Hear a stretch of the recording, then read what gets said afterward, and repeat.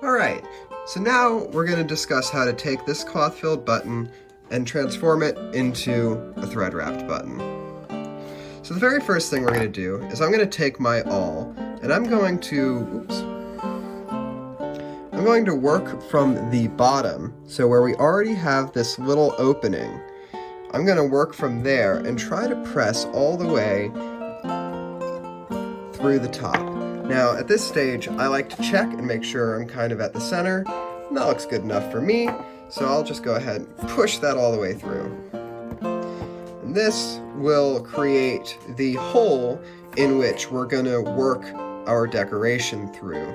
Now, in the historical buttons, I don't think they used cloth-filled buttons. They were mostly wooden core buttons, and the wooden cores would most definitely have a hole in the center for you to work through, and you can see this is already there.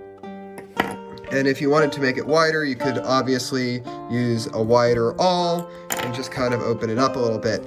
But I'm just going to let this guy hang out on here. I find leaving the buttons on my awls helps open up and keep that thing open, the hole open, longer so you can work with it better. So just letting it sit here for a little bit and relax around that is always good practice in my mind. So as we're letting that sit, we're gonna go ahead and thread our needle. Now, I like to take this thread and really, it's a pretty long thread. I use a full arm's length, doubling it.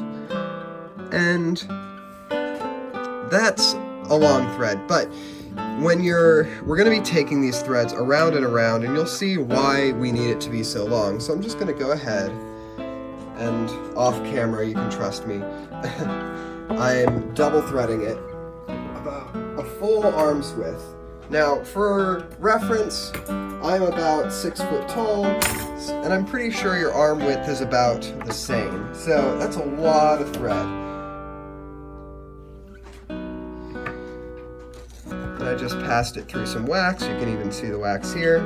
And we're just going to pull it through my fingers, and this will help impregnate that wax into the thread. And another thing with the waxing of the thread, you want to do this before you've knotted it. This will help with the thread passing through it, and it won't chew up your wax as much. Knot at the end will really chew up and chunk your wax. Oops. So now we've got our end, we'll just tie that off.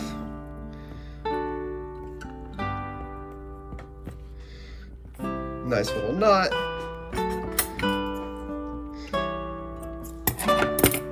And we'll start our wrapping. So the very first thing is there's a few ways to do this. On a wooden core, what you would want to do is you would want to actually pass your needle through your doubled thread, because there's nothing to stitch to in a wooden core. And you know what, I'll just go ahead and do it like that, because that's how you're going to want to be doing it most of the time. But with a cloth button like this, I could just take a stitch in the bottom and pass it through. But for good practice and to make this a little more versatile as an instructional video, I'm just going to go ahead and pass this needle through its own doubled thread. So you can see how that works. So if you have a wooden core, you can use this technique to get your thread attached. And you'll see I'm working this back. And you're going to want that knot to be on the inside. So if you need to, you can pass your needle right back through. And because this is such a long length of thread, it's a little wonky. And just pull that up. So now the knot's in the bottom, and we've got a single stitch. We've got a single stitch on the outside, but these threads are a little far apart, so I'm just going to go ahead, and I want them to be doubled up together. I don't want them to span this pleat. So just fixing that with my awl. Alright, so that's our first one. We're going to want to repeat this. And this is pretty easy, and as you are working, you might squash your hole. Just go ahead and you can just push your awl right back through, give it a wiggle, and our hole's back open. The awl is your best friend. So now we want to stitch right back in the hole, and I like to take a few stitches on each section, and we're going to work all the way around and make a few of these ribs. But the more stitches just gives me a little more bulk and a little more definition when I do stitch to these ribs. So on most historical ones, I think it is 6 of these ribs, but I'm going to do 5 because I'm weird. And I don't actually think there's any historical evidence for 5, but I made my very first button with 5 ribs, so we're just going to go with it. This is for a personal project anyway.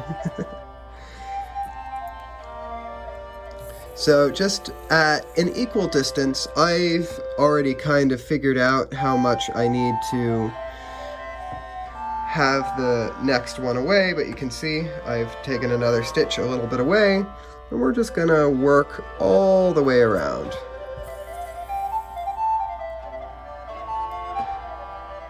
And as you're working, making sure your stitches are on top of each other, or at least very close. And you can see that hole in the top's kind of closing up. As we get more and more stitches, it will be held open by the stitches, kind of like a hand-done eyelet. So I'll just go ahead and take another one through here. Now you can see why you need so much thread. So we'll just go ahead, and as I'm working, just as needed, using my awl to keep that hole open.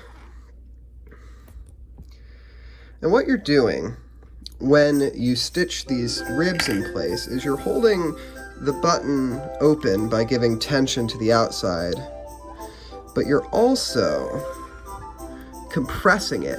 And what this does is it makes your tight, hard button even tighter and harder. And this will result in a button that's very, very stiff. And what's nice is it means that you can make a cloth button that has the same rigidity as a wooden core thread-wrapped button. So now we have 3. And you can actually manipulate these. I think I'm going to move one of these ribs a little bit so that I can fit 5 evenly. And I just used my awl to pick that up and shimmy it over a little bit. And as that hole closes up, I can just pass my awl through the hole, give it a little twist. The twist does nothing, I just like to do it.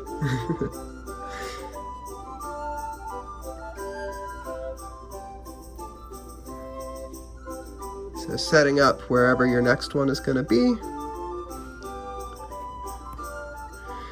And you want to get these, as close to perfect as you can get them. With even numbers like 6, it's a lot easier because you can just go across from each other.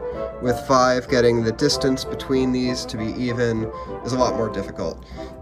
That's my problem.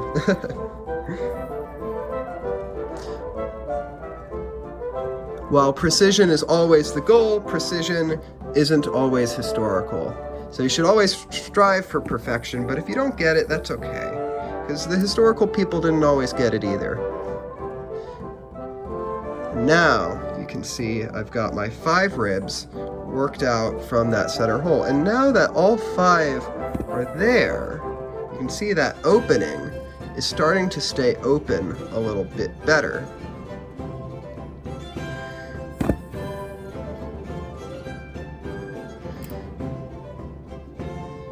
So I'm happy with that distribution, and I'm going to go ahead and start the weaving process. Now, one thing to note about these buttons is I still have quite a bit of thread left, but I do think that I don't have enough to finish this. And what I mean by that is I'm going to be taking stitches around these ribs all the way down and hopefully cover from the top to the bottom. On a wooden core button, you want to, at this point, have probably about a full arm's length. My suspicion is that I'm going to get about halfway, because I'm about halfway through my thread at this point, and run out. Because I have a cloth button, I can just take a stitch and pick up where I left off. If you're using a wooden core button and you don't have enough thread at this point, I would suggest knotting off somewhere inside and then pulling yourself a new thread through the core, using the method I did at the very beginning, passing the needle through the doubled thread. And that'll just ensure you have enough thread, because on a wooden core button, it's going to be a lot harder to hide a new knot or thread if you need to start somewhere halfway down. So, what we're going to do is we're going to just go ahead and take a stitch underneath, right there, and pass over top, and do a little bit of a back stitch, working clockwise, from the top to the bottom. Now, there are some manuals out there that do the opposite, and what the opposite does is it puts that wrapped bit on top of the thread. I see a lot of people do this. I've never actually seen it on an extant one, whereas this technique where that wrap is on the bottom of the ribs, I have seen. So just a note about historical accuracy, I would suggest this method over wrapping over the top to create the raised ribs. This creates a more smooth cover all the way over. So starting at the beginning, it's going to be a little ugly. And something that I'm doing is I'm making sure to pass this from the bottom. So you can see it's wrapping around, and then I'm coming out the other side here instead of on the other side. And you're just going to want to repeat this process over and over and over again. And be careful with your tension, because if you pull too hard, you're going to distort the ribs of your button. And I hope you can see this all right. Trying my best to look at the recording and sew at the same time. Now, of course, with a wooden button, it's a lot easier to get under here without stitching into the actual button, but I don't see any issue with stitching into the button a little bit. If anything, it will secure the ribs into place even better.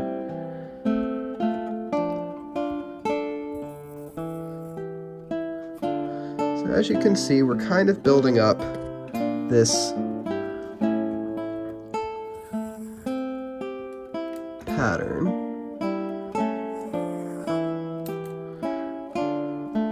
Just going to go ahead and pass our awl through it, and we can now hold it on our awl. I'll actually pass it through the other direction to stitch it if we need to. So, well, trying to get this on the camera. I won't hold it on the awl. But you could hold it on the awl if you wanted to. Anyway, so we're just working around.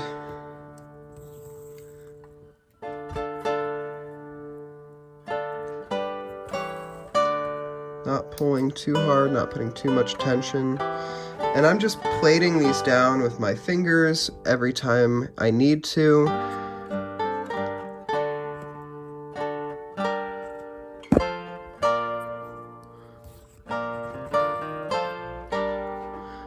Now you can see just getting away from the center, and it takes a few stitches before you really start to get to that point.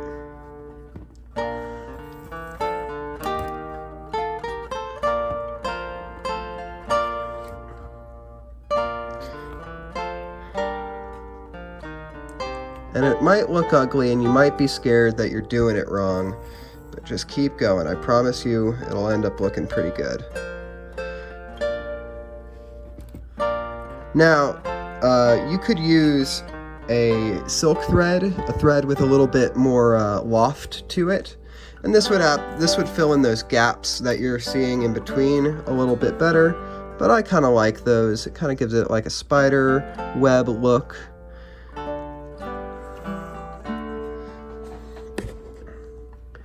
And it shows off that, you know, this is handmade. I don't mind just having a little bit of wabi-sabi in my work. So we're just gonna keep working it around. You can start to see what it's looking like. We're getting a pentagon on the top. Obviously, because I have 5 ribs. If you had 6, it would be a hexagon. We're just gonna keep working.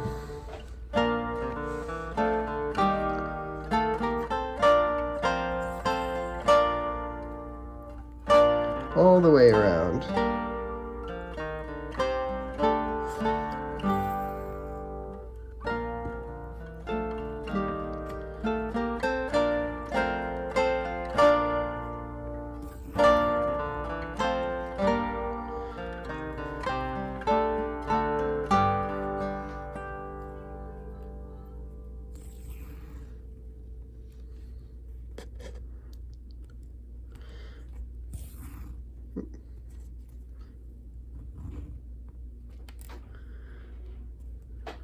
So you can see that's really starting to take place. So you're going to want to do this all the way to the bottom. So I'm going to go ahead and finish this off camera, and once we get to the bottom, I'll get back to you. So I've been working on this, I'm about halfway through, and you can see it's really shaping up and covering the button nicely. You can see those ribs coming really along nicely. Now I only have a little bit of thread left, and I've got half a button to go. So what do? I'm just gonna go ahead and take another stitch here, and actually I'm gonna go and try to tie a knot underneath. So you'll see I've taken the normal stitch, and then I'm gonna go back through it and get a knot, and hopefully this will look how I want it to. And that puts the knot underneath. And then, what you can do, and what I would suggest you do, is actually pass this through the button, it's really hard right now, to the middle.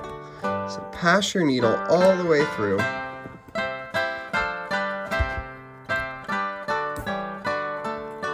To the middle. And now, your thread is kind of trapped inside, and you don't have to see anything. So you can see I've ended it right there, and it's knotted off underneath, and I've passed it through to here. I'll just trim that a little better. So, how do I get it started again? Well, you do the same technique. I've got a thread. I've got a needle threaded already. So right here is where we left off. I'm going to take my needle and passing it from the inside out, I'm going to poke out right where I came from, as if the thread had passed all the way under and will come over again. So I'm trying to get it right, and keep piercing it right through.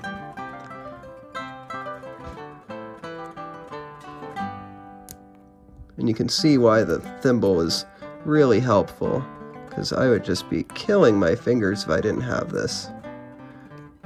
You know what, I'm just gonna push this aside a little bit. Can't seem to get that.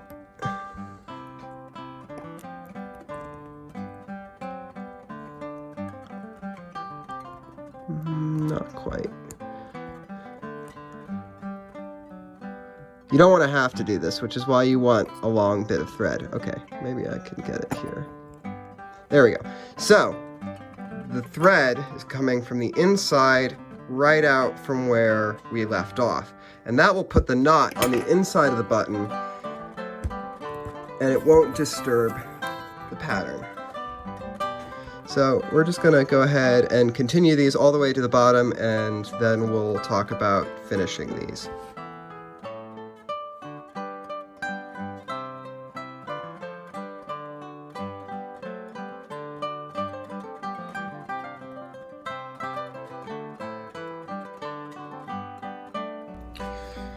Alright, so now we've gotten up pretty much all the way to the bottom. You could keep working forward, but I'm kind of running out of lines, the ribs, to do so. They kind of get lost in the pleats towards the bottom. But if you were diligent enough, you could certainly move forward. As you can see, the hole's kind of closed up. I want that. So we're just going to go ahead and use our nifty awl again. And boom. Now, I've still got thread left, so we're just going to do this with the leftover thread, but again, you can use any of the techniques I've discussed previously, and we're going to go ahead and wrap ribs between these on the outside. And we'll just do 2 or 3 for each. So starting wherever you want, we're coming out of the top, and this is where this button really starts to become beautiful. Now, you could omit this and just leave the wrapped button as is, but I love doing this. I think it's a really gorgeous detail. And now, remember, when you're doing this, you want to be consistent, so if you do 2 wraps or 3 wraps, do it each time. And that'll create a button that looks the same. My scissors getting caught up in my thread. And just make sure they're laying beautifully, and you can give them a good tug, and that is your first rib. And you're just gonna go ahead and work that all the way around. And we're getting close to the end, and you really want to make sure you're lining these up in an attractive manner. So don't just go willy-nilly. Take the time to manipulate your thread and get it right where you want it to create a beautiful button. If you're going to take all this time to make your own buttons, which you should, make sure it's beautiful. And I like the look of these laying side by side, and you can see I'm just using my nail to kind of manipulate where they lay. We'll move on to the next one.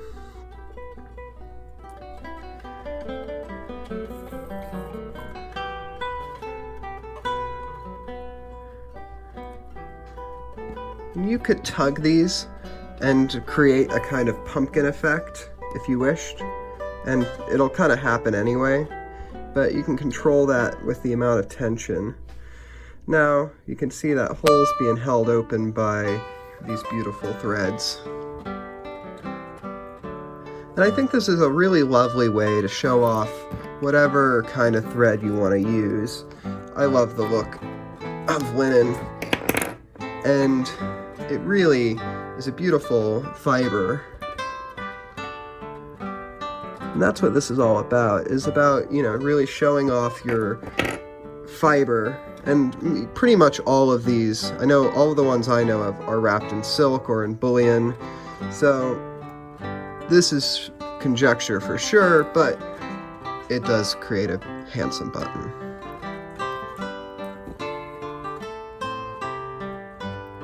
Again, we're just going to kind of make sure it's nice and beautiful, beautifully set in the center between the other 2 ribs.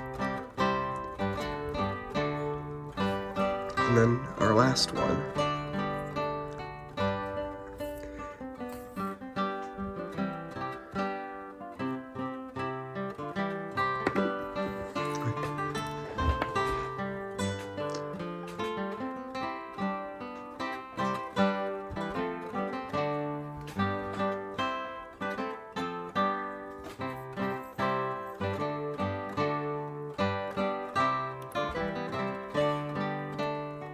So now we've got 5 ribs,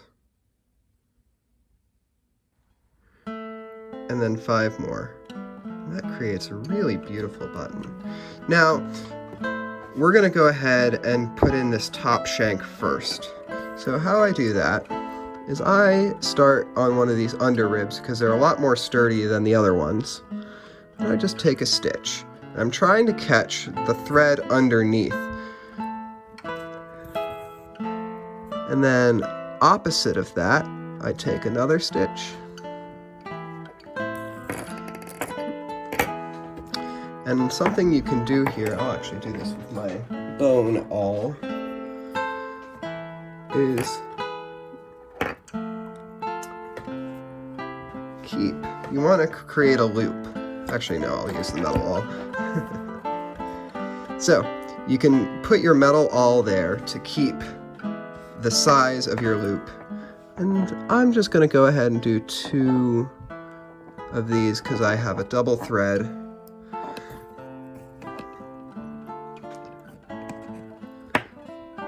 You can use your awl to make sure it's nice and even. And now we have a beautiful loop.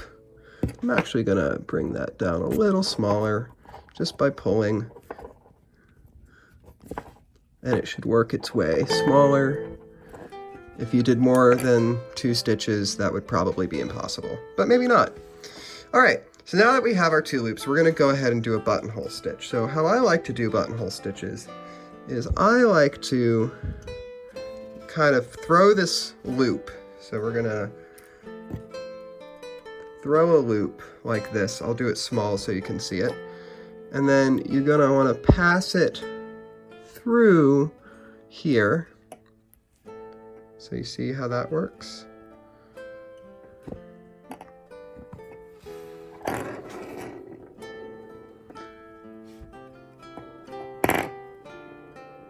And just, the first one's going to be the most, well, maybe not the most important, but the first one's good to get. So, and there's one.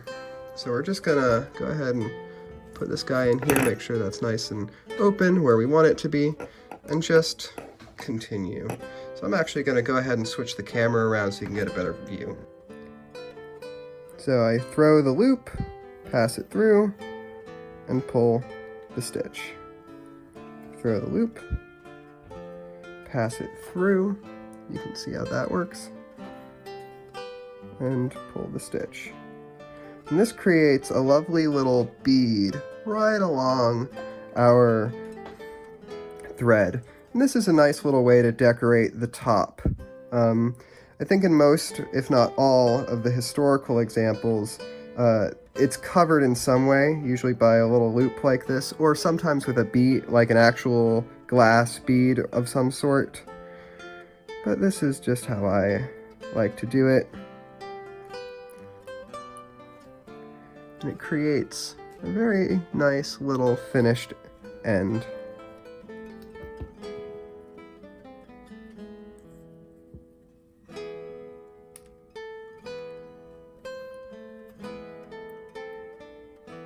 That first stitch is a little weird looking, but that's okay.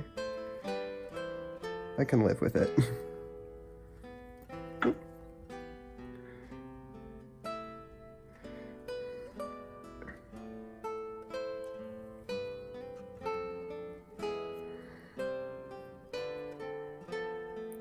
And don't be afraid to manipulate this as you're working with it with your fingers. Just to make sure it lays and looks beautiful. And I've pretty much got that. So that is my end. And what I'm going to do is I'm just going to go ahead and pass my thread all the way back to the bottom from the top. And that creates our nice little finished loop at the top.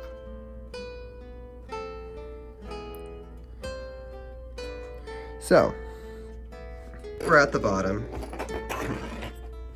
We're going to go ahead and replicate what we did at the top. You can line it up or you could go the opposite for the shank at the bottom. It doesn't really matter, but I'm going to just go ahead and try to line it up so making the loop the same direction as the one in the top, if that makes sense. We're just going to go ahead and try to catch one of these. And the cool thing about the cloth shank button is I don't really need to. I just need to dig my, or sorry, the cloth core button, not cloth shank button. That's a different thing. I can just catch the button itself if I wanted to do this. And this will be the shank which I sew to the actual garment. So we're gonna use our awl to keep that open for us. And we don't really need this one to be pretty.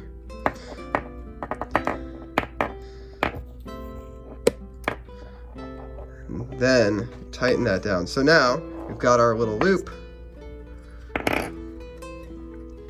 And no knot here, just wrapping around and around. Make sure you're not crossing them. They'll look nice and neat. So taking the time to make sure they're stacking on top of each other.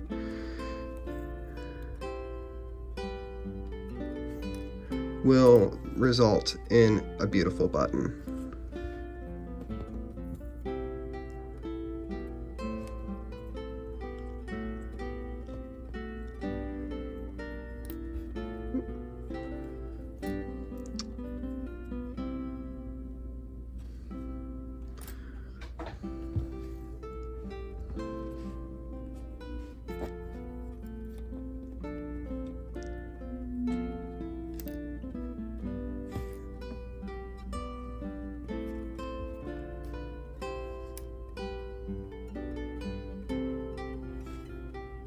We're almost finished.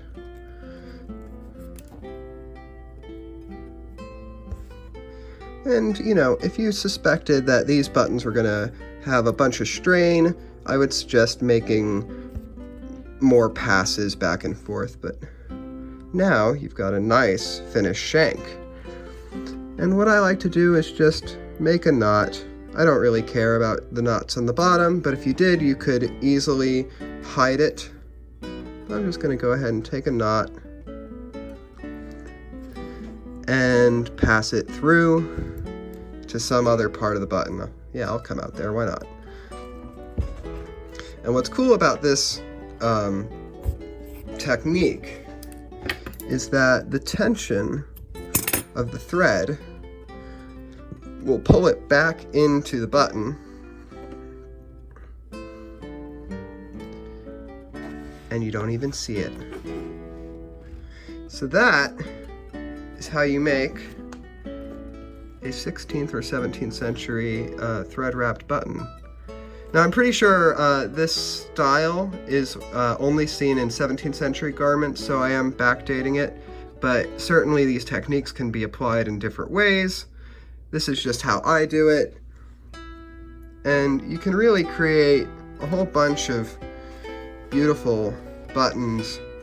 And we're gonna, maybe I have, you can kind of see the process there. So I hope this was instructional and helped somebody out.